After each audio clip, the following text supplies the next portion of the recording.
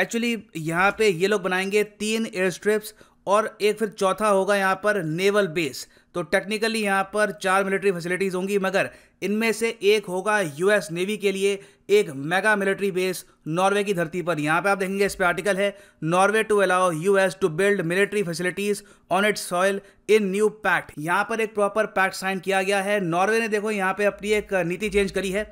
World war 2 के बाद से नॉर्वे ने ये कहा था कि हम कभी भी एक फॉरेन कंट्री को अलाउ नहीं करेंगे कि वो हमारे देश पे एक मिलिट्री बेस बिल्ड करे। मगर आप पिछले 5 से लेकर 6 साल में देखो तो नॉर्वे ने कॉम्प्रहेंसिवली अपनी जो ये पॉलिसी है ये शिफ्ट कर ली है और अब यूएस यहाँ पे नॉर्वे को यूज़ कर सकता है। नॉर्वेजियन सी, यहाँ पे आप देख पाएंगे ये नॉर्वेजियन सी है, बैरेंट सी और इवन ग्रीनलैंड सी के आसपास अपनी प्रेजेंस को बढ़ाने के लिए। और ऑब्वियस सी बात है, रशिया इस मूव से काफ़ी हद तक नर्वस है। रशिया को डायरेक्ट थ्रेट मिलेगा यहाँ पर अगर यूएस का मिलिट्री बेस यहाँ पे बन जाएगा, और मोस्ट प्रॉब्ली जो इनका मिलिट्री बेस है 2023-24 तक हो जाएगा यहाँ पे तैयार। नाउ डिस्कस करते हैं इस टॉपिक को। बहुत कुछ यहाँ पे आपको जानने को मिलेगा, a lot to know, a lot to discuss as always. But before we begin, एक क्वेश्चन यहाँ पे मैं आपसे पूछूंगा। बहुत ही सिंपल क्वेश्चन है, आपको सिंपली यहाँ पर ये बताना है कि यहाँ पर जो कंट्रीज़ के नाम दिए हुए हैं इनमें से वो कौन सा देश है जो बनाएगा दुनिया का पहला शिप टनल। जी हाँ, शिप के लिए एक अलग से सुरंग बनाएगा एक देश। ये दुनिया में अपने आप में एक यूनिक प्रोजेक्ट है, क्योंकि जो ये टनल है ये बनेगी एक माउंटेन से। तो आंसर करिए कमेंट सेक्शन में, सही आंसर मैं आपको दूंगा इसका वीडियो के एंड में। नाउ फर्स्ट ऑफ ऑल यहाँ पे आप देख पाओगे ये है नॉर्वे। आप गैस कर सकते हैं कि इस बहुत ही बड़े देश की आबादी क्या होगी, सिर्फ 50 लाख, क्योंकि ज़्यादातर जो आबादी है ये जो कैपिटल है इनका ओस्लो इसके आसपास है।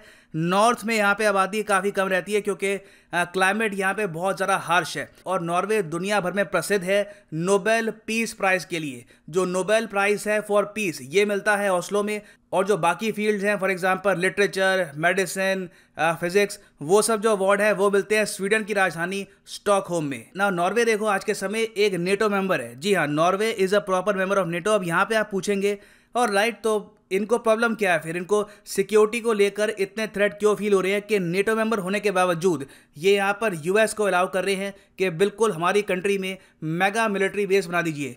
देखो यहाँ पे इशू आता है यूक्रेन का। जो यूक्रेन के साथ हुआ है ये देखकर कई कंट्रीज यूरोप की काफ़ी हद तक अलर्ट है। ऑलरेडी हमको पता है कि रशिया क्राइमिया रीजन हथिया चुका है यूक्रेन का।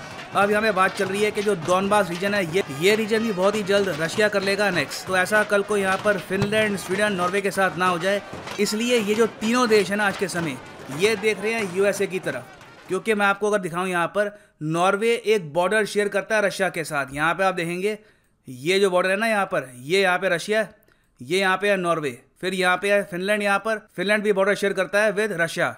तो ये दोनों देश आज के समय काफ़ी हद तक चिंतित है कि रशियन मिलिट्री कल को ये यहाँ पे जो बहुत बड़ा हिस्सा है ये कर सकती है एक्वायर। और इसका एक रीज़न भी है क्योंकि यहाँ पर ऑयल की फील्ड्स हैं, नेचुरल गैस है, और नॉर्वे का तो एक बहुत ही इंपॉर्टेंट कमर्शियल पोर्ट भी है। तो इसलिए नॉर्वे यहाँ पे जो भी इनकी कंट्री के सिक्योरिटी के इश्यूज हैं ये कर रहा है आउटसोर्स, क्योंकि 50 लाख की आबादी का देश कहीं से भी एक ऐसी मिलिट्री रेज नहीं कर सकता कि रशिया के सामने वो खड़ा हो जाए। It needs the USA for its protection. और इवन दो इंटरेस्टिंग बात यहाँ पर यह भी है कि नॉर्वे एक नेटो मेंबर है, मगर फिर भी इनको ये पता है कि कल को अगर स्मॉल स्केल वॉर भी होती है, कोई बड़ी वॉर नहीं होती, कुछ 2-3 दिन की वॉर भी होती है, उसमें भी नॉर्वे एक बहुत बड़ा एरिया खो सकता है before NATO soldiers can arrive. तो इसलिए नॉर्वे ने अब 2 काम यहाँ पर ये किए हैं। पहली बात तो ये रेगुलर बेसिस पर यूएस एयरफोर्स, यूएस मिलिट्री को इनवाइट करते हैं अपने देश में। दूसरा काम अब ये किया है कि लिटरली उनको लैंड दे दिया अपने देश में, जिससे वो बनाएंगे मिलिट्री बेस। हालांकि एग्रीमेंट में जो ये वर्ड्स है ना मिलिट्री बेस, ये ऑफिशियली यूज़ किए नहीं है, मगर जो भी यहाँ पर फंक्शन है ये ऑलमोस्ट एक मिलिट्री बेस जैसा ही होगा फॉर द यूएसए। नाउ यहाँ पे आप पूछ सकते हैं कि इसमें यूएसए का क्या फ़ायदा। देखिए यूएसए के लिए एक बहुत ही अच्छा एडवांटेज है, नॉर्वे की जो लोकेशन है ये कवर करती है पूरे नॉर्दर्न रशिया को, और यूएस आराम से बॉम्बिंग कर सकता है नॉर्दर्न रशिया की फ्रॉम नॉर्वे। अभी हाल ही में आप अगर देखो तो फरवरी 2021 में यूएसए ने पहली बार, अगेन ये सब इतिहास में पहली बार हो रहा है, जो बाइडेन के आने के बाद से हम देख रहे हैं कि नेटो ऑलमोस्ट पुनर्जीवित हो चुका है। रशिया पे यूएस बहुत प्रेशर एक्सर्ट कर रहा है सैंक्शंस के जरिए, मिलिट्री के जरिए। तो कुछ ही महीने पहले हमने ये देखा कि B-1 बॉम्बर भी इतिहास में पहली बार नॉर्वे की धरती पे लैंड किया, और इसने यहाँ पर कुछ युद्ध अभ्यास भी किए। अब B1 बॉम्बर दिखता है कुछ ऐसा। ये स्पेसिफिकली डिजाइन किया गया है for land bombing operations. Nuclear bombs भी ड्रॉप किए जा सकते हैं विद द B1 बॉम्बर। तो इसके जो प्रॉपर दर्शन है ये यूएस ने कराया रशिया को, और यूएस के मीडिया ने यहाँ पर ओपनली ये कहा था फरवरी में कि यूएस डिप्लॉय कर रहा है B1 बॉम्बर नॉर्वे में, एक मैसेज, एक संकेत सेंड करने के लिए टू रशिया। और इसके रिस्पांस में फिर रशिया ने टेस्ट किया एक न्यूक्लियर टॉर्पीडो, जिस पर मैं एक अलग से वीडियो बना चुका हूं, रशियाज मोस्ट डेंजरस वेपन, कि रशिया ने हाल ही में एक न्यूक्लियर टॉर्पीडो टेस्ट क्यों किया था और न्यूक्लियर सुनामी का कॉन्सेप्ट क्या है। खैर अगर हम इस सब के अलावा देखें तो मिलिट्री बेसिस एक बहुत ही इंपॉर्टेंट कंपोनेंट है यूएस के डिफेंस का। यूएस के पास माना जाता है कि दुनिया भर में 800 से ऊपर मिलिट्री साइट्स हैं, और इनमें 500 से लेकर 600 हैं प्रॉपर मिलिट्री बेस, जहां पर हमेशा यूएस सोल्जर्स किसी ना किसी कैपेसिटी में आपको डिप्लॉयड मिलेंगे। माना जाता है कि दुनिया भर में अराउंड 90% जो फॉरेन मिलिट्री बेस है ये हैं यूएसए के। क्या इंडिया का कोई प्रॉपर मिलिट्री बेस है? देखिए, सुनने में आता है कि तजिकिस्तान में हमको इजाज़त मिली हुई है कि हम वहाँ पे लैंड कर सकते हैं एयरक्राफ्ट, फिर हम कहते हैं कि ओमान का जो डक्कम पोर्ट है वहाँ पे हम कर सकते हैं शिप डॉक्स, मगर उन्हें हम प्रॉपर मिलिट्री बेस नहीं कह सकते। हमें बस परमिशन मिली है कि वहाँ पे एयरपोर्ट या फिर पोर्ट हम यूज़ कर सकते हैं। मिलिट्री बेस होता है कि प्रॉपरली हमेशा आपकी जो आर्मी है वहाँ पे डिप्लॉयड रहे।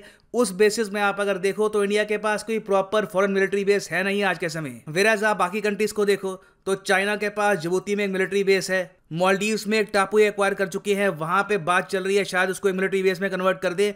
तो ओवरऑल आप अगर देखो तो चाइना और रशिया के पास भी एट बेस्ट एट मैक्सिमम कोई अगर सीक्रेटिव मिलिट्री बेस भी है तो उसकी संख्या 10 से लेकर 15 से ऊपर नहीं है। और यहाँ पे आप देख पाओगे ये जो भी यहाँ पे आपको दिख रहे हैं ना स्टार्स, ये है यूएस के मिलिट्री बेस। आप सोच कर देखिए ईरान को किस तरीके से यूएस ने कंप्लीटली घेर रखा है मिलिट्री बेसिस के साथ। मिडिल ईस्ट में बहुत सारे मिलिट्री बेस हैं इनके, यूरोप में आपको मिलेंगे, नॉर्वे में भी कुछ मिलिट्री बेसिस ये 2015 में बना चुके हैं, मगर बहुत ही स्मॉल स्केल पर था ये।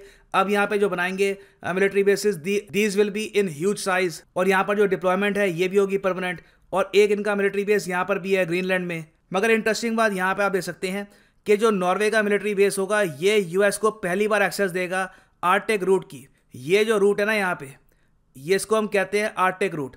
इसको एक्चुअली चाइना और रशिया दोनों प्रमोट कर रहे हैं इंडो पैसिफिक के एक ऑल्टरनेटिव के रूप में। यहाँ पे आप देख सकते हैं ये है आर्टिक रूट, जिसको एक्चुअली रशिया का भी प्रमोट कर रहा है। तो नॉर्वे का जो बेस है इससे यूएस को डायरेक्ट एक्सेस भी मिलता है आर्टिक रूट का, कि कल को रशिया हैविली यहाँ पर मिलिट्री डिप्लॉय ना कर दे, एक्चुअली नेवी डिप्लॉय ना कर दे अपनी डोमिनेंस एक्सर्ट करने के लिए। तो यूएस को तो एक्चुअली यहाँ पर एब्सोल्युटली फ्री ऑफ कॉस्ट में बहुत कुछ मिल चुका है। ना यहाँ पे आप क्वेश्चन पूछ सकते हैं फ्री ऑफ कॉस्ट, ठीक है नॉर्वे को ये कुछ नहीं देंगे मगर फिर भी इनका खर्चा तो है, सोल्जर्स डिप्लॉय करेंगे यहाँ पर, कंस्ट्रक्शन करेंगे। हाँ देखिए यूएसए के ओवरऑल जो मिलिट्री बेसिस है दुनिया भर में, बताया जाता है कि इनकी सर्विसिंग, इनकी मेंटेनेंस, यहाँ पे सोल्जर्स को खाना पहुँचाने के लिए, सप्लाईज पहुँचाने के लिए साल का खर्चा आता है $150 बिलियन।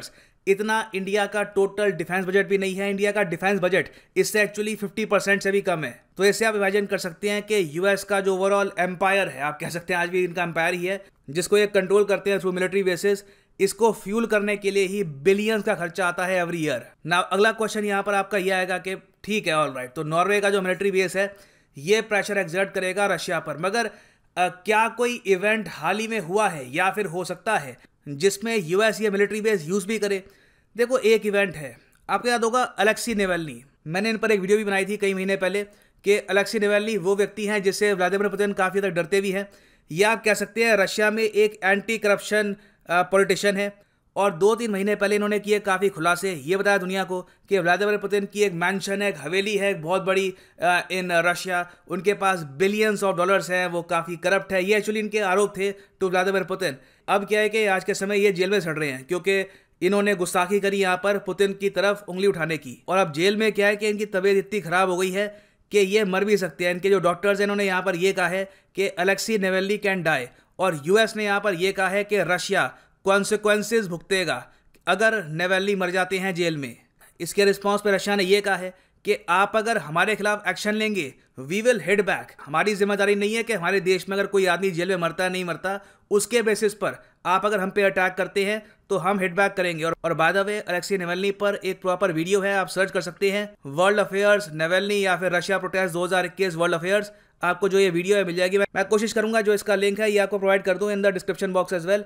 तो ये भी एक काफी बड़ा इशू हो सकता है इन द फ्यूचर, जहां पर जो नया मिलिट्री बेस है यूएस का इन नॉर्वे, ये यूएस यूज करता हुआ भी दिखे ना। खैर, वापस आते हैं अपने क्वेश्चन पे कि इनमें से कौन सा देश है जो कंस्ट्रक्ट करेगा दुनिया की पहली शिप टनल। तो देखिए यहाँ पे सही उत्तर है ऑप्शन डी, नॉर्वे। यहाँ पे आप देखेंगे CNN का आर्टिकल है, $315 मिलियन की ये एक पहाड़ को खोद के इस तरीके से बनाएंगे एक शिप टनल। एनवायरमेंटलिस्ट इसके काफी हद तक खिलाफ हैं, मगर नॉर्वे ये मानता है कि इससे ओवरऑल जो इनका टूरिज्म है ये यहाँ पे काफी इंक्रीज होगा। और फाइनली यहाँ पे मैं ऐड कर दूं कि आप किसी भी एग्जाम की तैयारी कर रहे हैं, चाहे IIT, GATE, UPSC, CAT, any examination, simply Unacademy की ऐप पर जाओ या फिर unacademy.com पे क्लिक करो यहाँ पे अपने एग्जाम पे, और यहाँ पे आप परचेज कर सकते हैं अनअकैडमी का कोर्स। सिंपली क्लिक करो on get subscription plus course, और जो ये कोर्स है ये आप परचेज कर सकते हैं for just 4125 rupees per month. मगर ये प्राइस भी पे मत कर देना, यूज़ करिए यहाँ पर कोड PD10 और आपको मिलेगा सीधा 10% discount. So use the code PD10 and save money. इसी नोट के साथ ये है वीडियो का अंत। Thank you for listening and as always God bless you all.